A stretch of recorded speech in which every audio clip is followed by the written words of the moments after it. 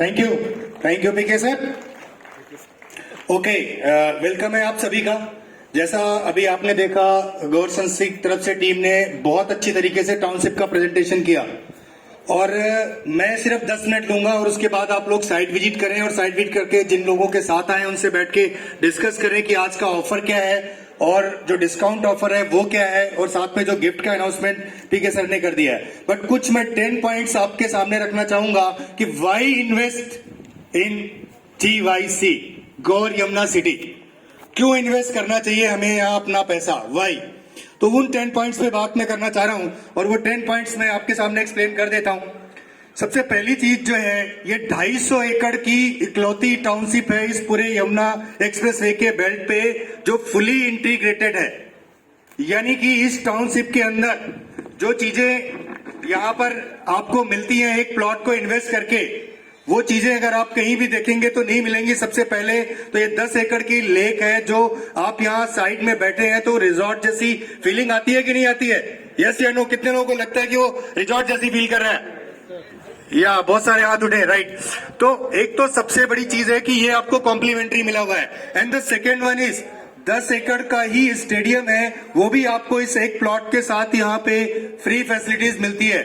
इसके अलावा जो भी चीजें यहाँ पे हैं, चाहे वो आपकी रिटेल शॉप्स हैं, शोरूम है, फूड कोर्ट है, रेस्टोरेंट है, स्टूडियो अपार्टमेंट्स हैं, या कमर्शियल की अगर मैं बात कर लूं तो जो मल्टीप्लेक्सेस यहाँ बनेगा, ये बैंक्स है या होटल है या गेस्ट हाउस है, बैंकेट हॉल है, पेट्रोल पंप है और आपका हेल्थ क्लब है एंड ऑल जो है कहते हैं स्कूल है, नर्सिंग होम, सब कुछ यहीं पर इस टाउनशिप के अंदर अवेलेबल है।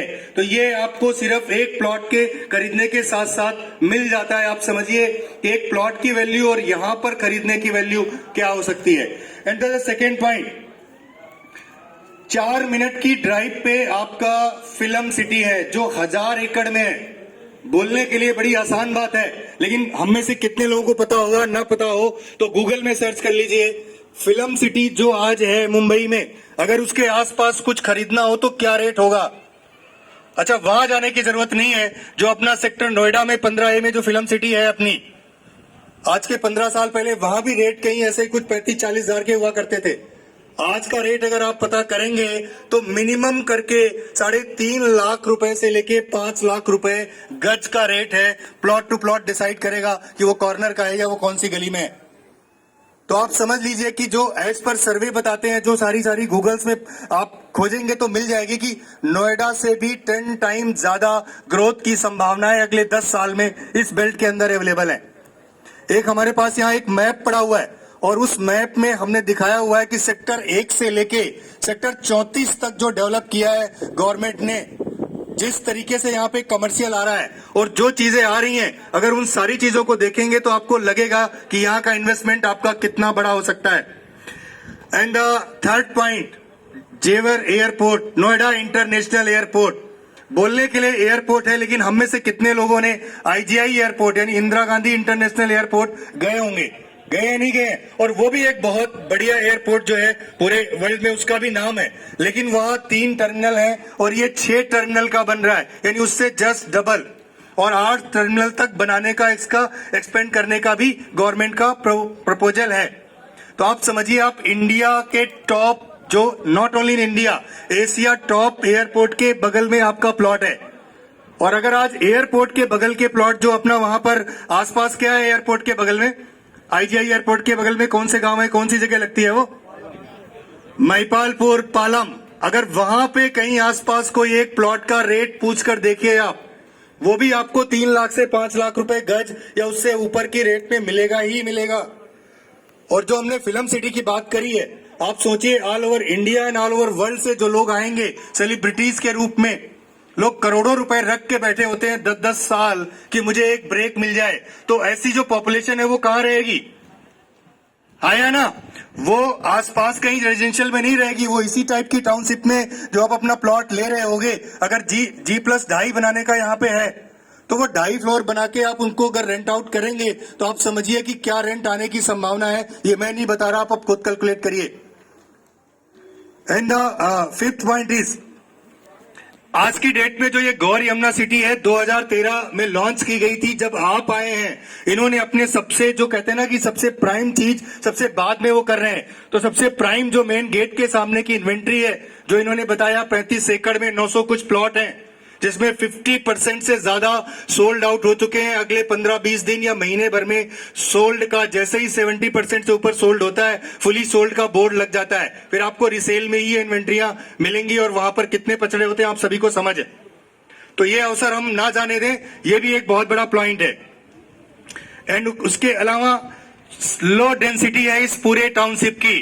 250 एकड़ की 3 साउथ टाउनशिप गौर ने डिलीवर करी है। उसमें से आप लोगों को कितने लोगों को पता है नोएडा एक्सटेंशन में जो गौर की टाउनशिप है 250 एकड़ की?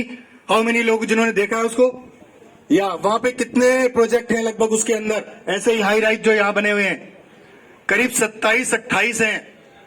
और यहां पर जो टोटल उसकी डेंसिटी है वहां 2.75 का एफएआर है, यहाँ पे 0.5 का एफएआर है।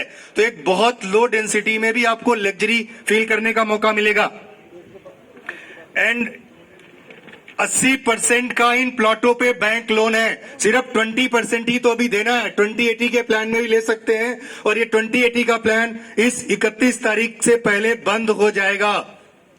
2080 का मतलब है 7-8 लाख रुपए का अरेंजमेंट अभी करना है और बाकी के पैसे को आप बैंक लोन के जरिए भी दे सकते हैं। और बैंक लोन भी यहां पर एज ए होम लोन ही ट्रीट हो रहा है। तो ये भी एक बहुत स्पेशल पॉइंट है।